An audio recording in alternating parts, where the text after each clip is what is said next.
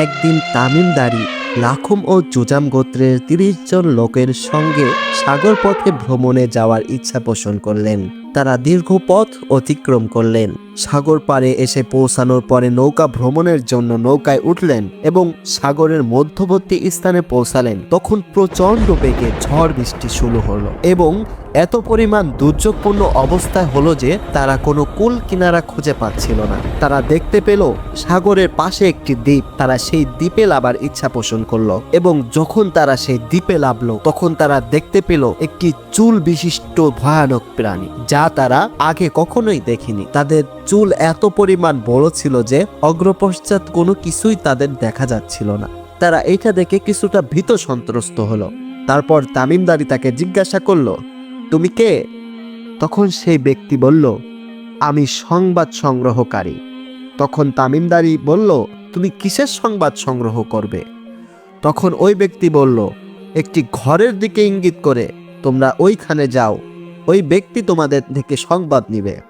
এরপর তামিমদারিরা কিছুটা ভীত সন্ত্রস্ত হলো। ভীত সন্ত্রস্ত হওয়ার পরেও তারা সেই ঘরের উদ্দেশ্যে রওনা হলো।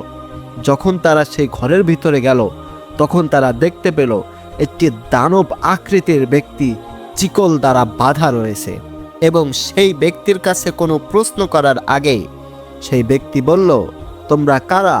তোমরা কিসের জন্য এসেছো? তখন তামিমদারি বলল, আমরা সাগর পথে নৌকা ভ্রমণের জন্য বের হয়েছিলাম, কিন্তু দুর্যোগপূর্ণ আবহাওয়ার কারণে আমরা আমাদের পথ ভুলে তোমাদের দ্বীপে আশ্রয় নিয়েছি। এরপরে যখন তামিমদারি তার কাছে কোনো বিষয়ে প্রশ্ন করতে যাবে তার পূর্বেই সেই ব্যক্তি তাকে প্রশ্ন করে বসলো, বাইসন সম্পর্কে জানতে চাইল। আমরা তাকে বললাম, বাইসনের কি সম্পর্কে জিজ্ঞাসা করছো?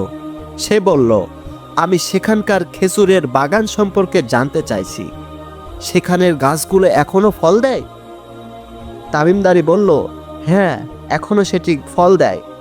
তখন সে বলল, সেদিন বেশি দূরে নয় যেদিন গাছগুলোতে কোনো ফল ধরবে না। অতঃপর সে বলল, আমাকে বুহাইয়ারাতুল তাবারিয়া সম্পর্কে সংবাদ দাও।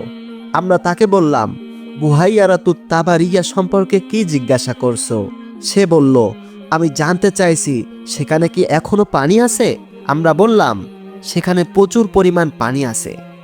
সে বলল, অচিরেই সেখানকার পানি শেষ হয়ে যাবে। সে পুনরায় বলল, আমাকে জুগার নামক ঝর্ণা সম্পর্কে সংবাদ দাও। আমরা বললাম, সেই ঝর্ণা সম্পর্কে তুমি কি জানতে চাও? সে বলল, সেখানে কি এখনো পানি আছে? লোকেরা কি সেই পানি দিয়ে এখনো চাষাবাদ করছে? আমরা বললাম, সেখানে প্রচুর পানি আছে, লোকেরা সে পানি দিয়ে চাষাবাদ করছে। এরপর সে আবার বলল, আমাকে উম্মি নবী সম্পর্কে জানাও। আমরা বললাম, সে মক্কা আগমন করে বর্তমান মদিনায় হিজরত করছে। সে বলল, আরবরা কি তার সঙ্গে যুদ্ধ করছে? আমরা বললাম, হ্যাঁ। তখন সে আবার বলল, ফলাফল কি হয়েছে? আমরা তাকে বললাম, পার্শ্ববর্তী আরবদের উপর তিনি জয়লাভ করেছেন, ফলে তারা তার আনুগত্য স্বীকার করে নিয়েছে। সে বলল, তাই নাকি? আমরা বললাম, হ্যাঁ। সে বলল, তার অনুগত্য করাই তাদের জন্য ভালো।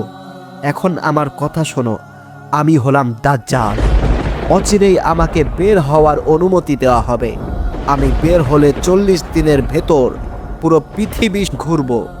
তবে মক্কা মদিনা প্রবেশ করা আমার জন্য নিষিদ্ধ থাকবে। যখনই আমি মক্কা বা মদিনায় প্রবেশ করতে চাইব তখনই ফেরেশতাগণ কোষমুক্ত তলোয়ার হাতে নিয়ে আমাকে তাড়া করবে। মক্কা মদিনার প্রতিটি প্রবেশ পথে ফেরেশতাগণ পাহারা দেবে। প্রিয় দর্শক, এই ঘটনাটি রসুল আকরাম সাল্লাল্লাহু আলাইহি ওয়াসাল্লাম নামাজের পরে মেম্বারে হাসতে হাসতে উঠে বর্ণনা করেছিলেন। এই ঘটনাটি রসুল আকরাম সাল্লাল্লাহু আলাইহি ওয়াসাল্লামের কাছে বর্ণনা করেছিল এক ইহুদি, যে পরে ইসলাম ধর্ম গ্রহণ করেছিল। দাজ্জাল পৃথিবীতে আসার পর আরও অনেক কাহিনী ঘটবে, যেমন সে যেখানে সেখানে বৃষ্টি দান করতে পারবে এবং সে একটি মানুষকে দ্বিখণ্ডিত করে দিতে পারবে। আরও অনেক অলৌকিক কাহিনী ঘটাবে তার মাধ্যমে। আমরা পরবর্তী ভিডিওতে আনব দাজ্জাল কি কি কাজ করবে এই পৃথিবীতে এসে। যদি পরবর্তী পাঠ দেখতে চান অবশ্যই চ্যানেলটি সাবস্ক্রাইব করে কমেন্ট করতে ভুলবেন না। আমরা খুব শীঘ্রই দ্বিতীয় পার্ট আনার চেষ্টা করব, যদি আপনাদের যথেষ্ট আগ্রহ আমরা দেখতে পাই। আসসালামু আলাইকুম ওয়া রাহমাতুল্লাহ।